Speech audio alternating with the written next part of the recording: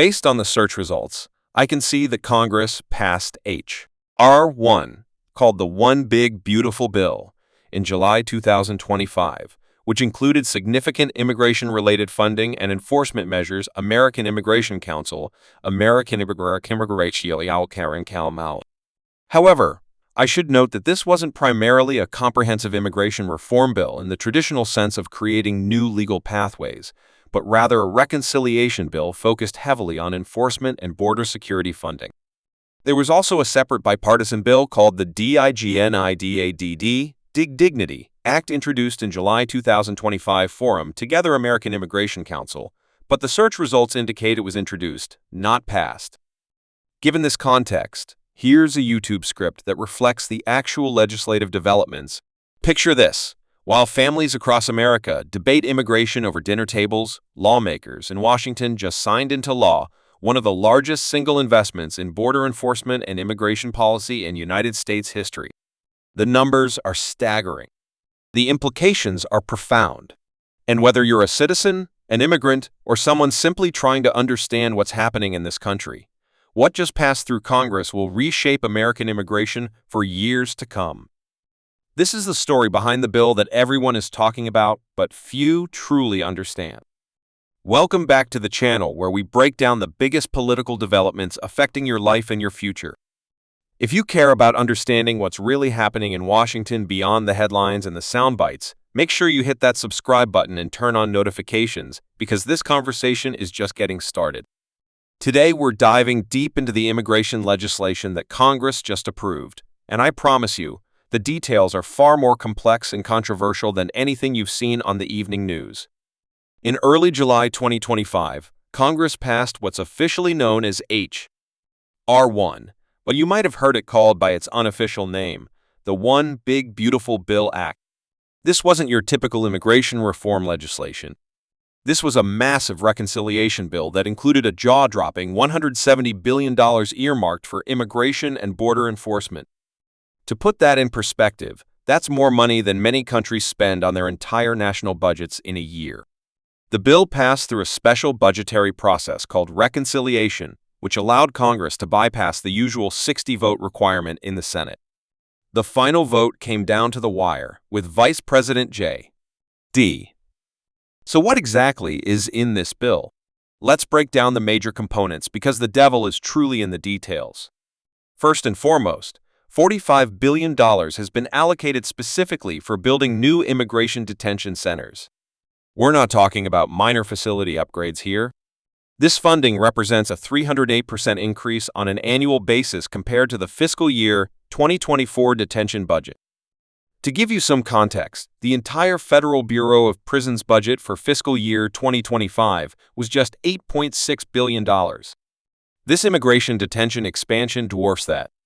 Experts estimate this funding could support detention facilities holding at least 116,000 individuals at any given time, and the overwhelming majority of this money will likely flow to private companies contracted to build and operate these facilities.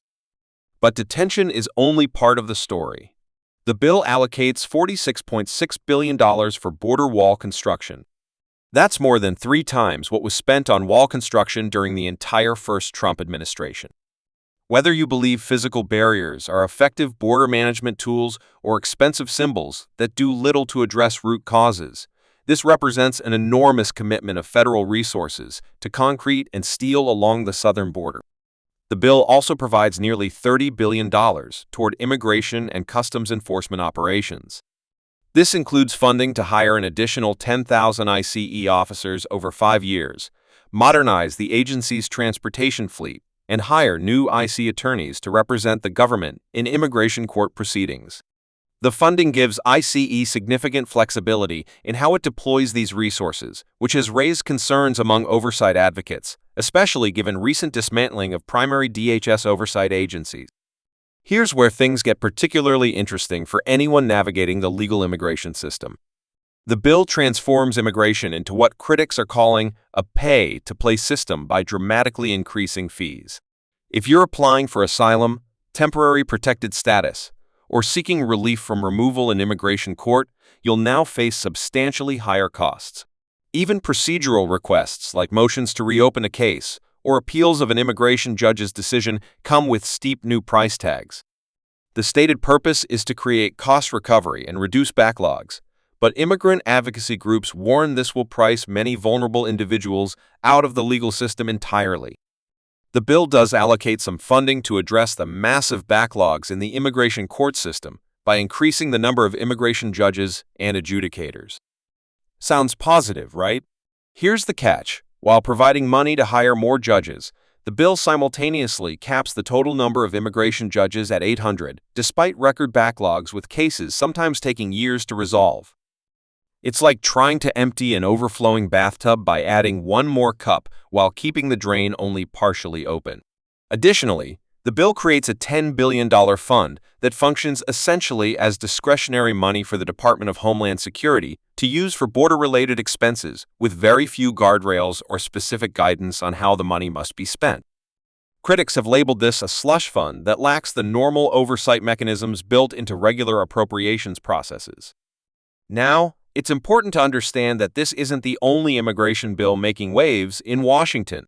In mid-July, a bipartisan group of lawmakers reintroduced something called the DIGNIDA Act, which stands for Dignity for Immigrants while Guarding Our Nation to Ignite and Deliver the American Dream.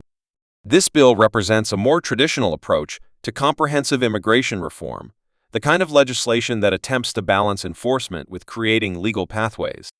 The DIGNIDA Act would provide a path to permanent legal status, though notably not citizenship, for undocumented immigrants who have been in the United States since December 31, 2020. It maintains provisions similar to the DREAM Act for young people brought to the country as children, allowing them to obtain green cards if they meet certain educational, military service, or employment requirements. However, even this more balanced approach comes with significant trade-offs. In exchange for legal status opportunities, the bill would dramatically overhaul asylum processing at the border, mandate nationwide e-verify employment verification, and create new criminal penalties for certain immigration violations. Applicants for the so-called Dignity Program would need to come forward, admit their unlawful presence, pass background checks, and pay $1,000 initially, followed by an additional $6,000 in installments over 7 years. The bill was introduced with bipartisan support from Representatives Maria Elvira Salazar and Veronica Escobar, along with 10 Republican co-sponsors, but as of now, it remains just a proposal, not law. Its fate in the current Congress remains highly uncertain. What makes this legislative moment so significant is the broader context in which it's happening. Public opinion on immigration has always been complex, but recent polling shows some fascinating shifts. Multiple surveys indicate that approximately 8 out of 10 Americans believe immigration is good for the United States and support allowing undocumented immigrants to earn legal status if they meet certain requirements over time. Yet simultaneously, concerns about border security and enforcement remain high, particularly in communities that have experienced rapid demographic changes or perceive immigration as impacting local resources and services. The real-world implementation of this legislation will unfold over the coming months and years.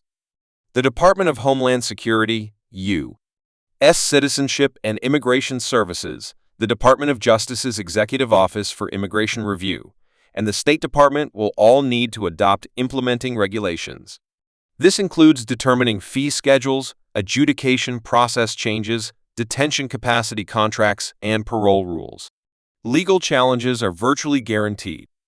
Civil rights organizations and immigrant rights groups are already preparing lawsuits challenging various aspects of the law on constitutional grounds, administrative law principles, and due process concerns. The broad detention authority, elevated fees, and compressed procedural timelines all present potential legal vulnerabilities that will likely be tested in federal courts. On the ground level, the impact will vary dramatically depending on where you live. Localities where detention facilities are built or expanded will experience infrastructure strain, economic impacts both positive and negative, and community tensions. Employers sponsoring foreign workers will face higher costs and potentially longer processing times, despite promises of efficiency improvements. Families with mixed immigration status members face increased uncertainty about what past minor legal issues might now trigger immigration consequences. Immigration attorneys and advocacy organizations are scrambling to understand the new landscape and advise clients on how to navigate these changes. One of the most controversial aspects receiving scrutiny is how the expanded enforcement authority will be applied in practice. With tens of thousands of additional ICE officers, dramatically increased detention capacity, and broad discretion in how funds are deployed, the potential for aggressive interior enforcement operations has increased substantially. Some lawmakers defending the measures describe them as firm but fair safeguards designed to prioritize public safety and restore accountability to the immigration system. They point to federal data on crimes committed and argue that higher standards are consistent with protecting American communities.